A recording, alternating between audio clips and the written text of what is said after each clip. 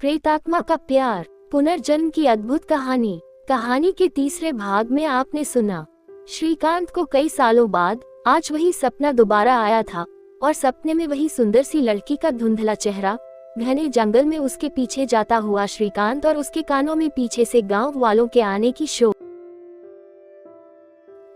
अब इसके आगे उसके कमरे से माँ और बहनों के निकल जाने के बाद श्रीकांत बिस्तर पर लेटकर उस सपने के बारे में सोचने लगता है और मन में कहता है, हर बार वही लड़की जिसका चेहरा स्पष्ट दिखाई नहीं देता मेरे कमरे में आती है और मैं उसके पीछे पीछे खींचा चला जाता हूँ।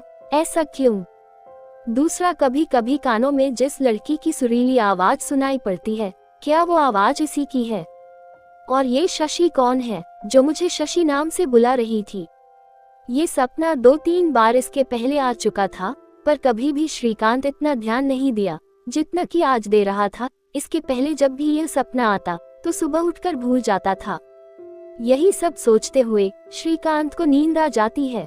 सुबह 7 बजे श्रीकांत की मम्मी चाय लेकर उसे जगाती है। वह श्रीकांत के कंधों को हिलाते हुए बोलती है, श्रीकांत बेटा, श्रीकांत उठो, ट्रेन का टाइम हो रहा है। श्रीकांत अंगड़ाई लेता हुआ उठ जाता है और बिस्तर पर बैठकर चाय पीने लगता है। उसे फिर वही सपना याद आता है। श्रीकांत अब उस सपने को याद करके अपना दिमाग डाइवर्ट नहीं करना चाहता था। वह आज की जर्नी को याद करने लगता है। वह रिमाइंड करने लगता है कि सब चीजें रख लिया है कि नहीं। वह उठकर अपने बैग और पैकिंग आइटम और थैलियों को ऊपर ऊपर से टटोलते हुए देख लेता है।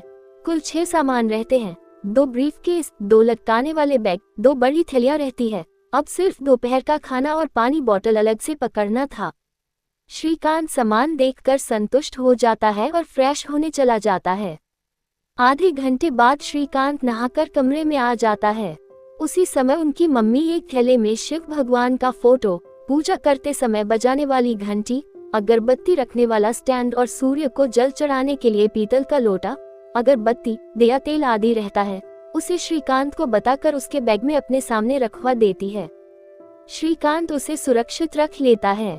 श्रीकांत की आदत थी सुबह नहा धोकर पूजा रूम में जाकर शिव की पूजा करना। श्रीकांत की माँ ने अलग से साथ में ले जाने के लिए बाजार से खरीदा था। श्रीकांत की मम्मी भावुक मन से कहती है, बेटा तैयार होकर नाश्ता करने के लिए नीचे आ जाना, आपके पापा तैयार हो चुके हैं। श्रीकांत हाँ में सिर हिलाता है। तभी श्रीकांत की दोनों जुड़वा बहनें आ जाती है और श्रीकांत का एक एक सामान उठाकर हाल में रखने लगते हैं। जो भारी बैग होता है उसे दोनों मिलकर उठा लेते हैं। श्रीकांत तैयार होकर बचे हुए सामान को लेकर हाल में आ जाता है। हॉल के एक तरफ डाइनिंग टेबल में उनके पापा चेयर में बैठे रहते हैं। सभी बैठकर नाश्ता कर लेते हैं। 8:15 बज चुके थे। तभी बाहर ऑटो के आ जाने की आवाज आती है। घर के सभी सदस्य 2-2 सामान पकड़कर ऑटो में रख देते हैं। श्रीकांत के पापा के बैग को मिलाकर कुल 7 आइटम और एक पॉलिथीन की थैली जिसमें खाने का आइटम और पानी बोतल होता है। ऑटो में चढ़ने के पहले श्रीकांत अपनी दोनों बहनों को गालों में हाथ रखकर प्यार करता है, फिर दोनों को एक साथ गले लगा लेता है। दोनों बहनें रोने लगती है क्योंकि यह पहला मौका था, भाई उनसे दूर जा रहा था। इसके बाद श्रीकांत अपनी माँ का पैर छूने जाता है। नीचे झुकने के पहले उनकी माँ श्रीकांत को पकड़कर गले से लगाकर रोने लगती है। श्रीकांत को भी रोना आ जाता है। श्रीकांत के पापा दोनों को चुप रहने को कहते हैं। श्रीकांत की मम्मी को तो उसका बीजापुर जाना पसंद नहीं था। तीनों माँ बेटियां लगातार रोए जा रहे थे। श्रीकांत और उसके पापा ऑटो में बैठ जाते हैं। श्रीकांत की आंखों में भी आंसू रहते हैं। श्रीकांत हाथ हिलाकर उन्हें बाय बाय करता है। ऑटो उनकी नजरों से दूर होने लगती है। श्रीकांत ऑटो के पिछली खिड़की से उन्हें देखता रहता है। ऑटो वाला 10 मिनट में स्टेशन छोड़ देता है। वहीं पर श्रीकांत कुली कर लेता है। श्रीकांत और उसके पापा का बर्थ S3 में होता है। अमरकंटक एक्सप्रेस प्लेटफार्म नंबर 2 में खड़ी थी। कुली सामान लेकर आ जाता है और बर्थ के नीचे सजा देता है। दोनों अपने सीट पर बैठ जाते हैं। ठीक 9 बजे ट्रेन प्लेटफॉर्म को छोड़ देती है। श्रीकांत अपनी माँ और बहनों को याद करके दुखी हो जाता है। उसके पापा उसे सांत्वना देते हुए चुप रहने को कहते हैं। शाम को 4 बजे ट्रेन रायपुर पहुंच जाती है। स्टेशन में उतरकर श्रीकांत के पिता बीजापुर के लिए पूछताछ करते हैं। उन्हें अब बस स्टैंड से बीजापुर जाना था, जो यहाँ से लगभग 400 किलोमीटर दूर था। लग्जरी बसें रात के 9 बजे के बाद से मिलना शुरू होता है। उनके पास अभी 4 घंटे थे। वे स्टेशन में ही फर्स्ट क्लास वेटिंग हॉल में बैठकर वेट करना उचित समझते हैं। दोनों एसी 2 टायर का टिकट दिखाकर वेटिंग हॉल में सामान लेकर बैठ जाते हैं। वहीं 7:30 बजे तक आराम करने के बाद फ्रेश होकर स्टेशन के बाहर होटल से एक के बाद एक जाकर रात का खाना खाकर आ जाते हैं। दोपहर का खाना जो घर से लेकर आए थे उसे ट्रेन में खा चुके थे। इसके बाद वेटिंग हॉल से निकलकर स्टेशन के बाहर आ जाते हैं। बस स्टैंड जाने के लिए एक ऑटो वाले से बात हो जाती है। दोनों बस स्टैंड आ जाते हैं।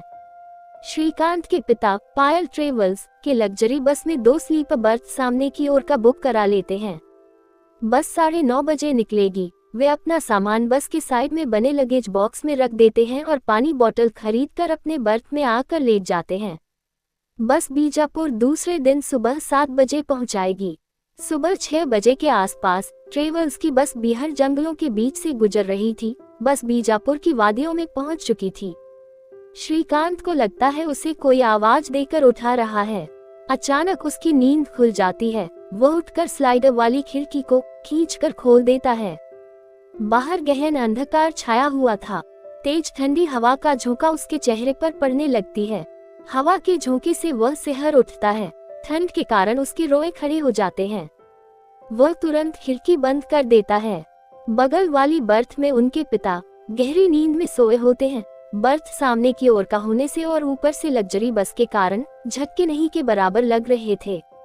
1 घंटे बाद बस बीजापुर बस स्टैंड पहुंच जाती है।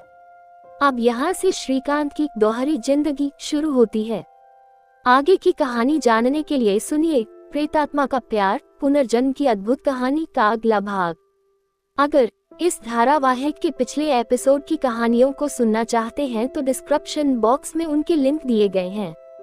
यह एपिसोड अच्छी लगी हो तो मेरे इस चैनल को लाइक करें और इसी प्रकार के कहानियों को सुनने के लिए चैनल को सब्सक्राइब जरूर करें। धन्यवाद।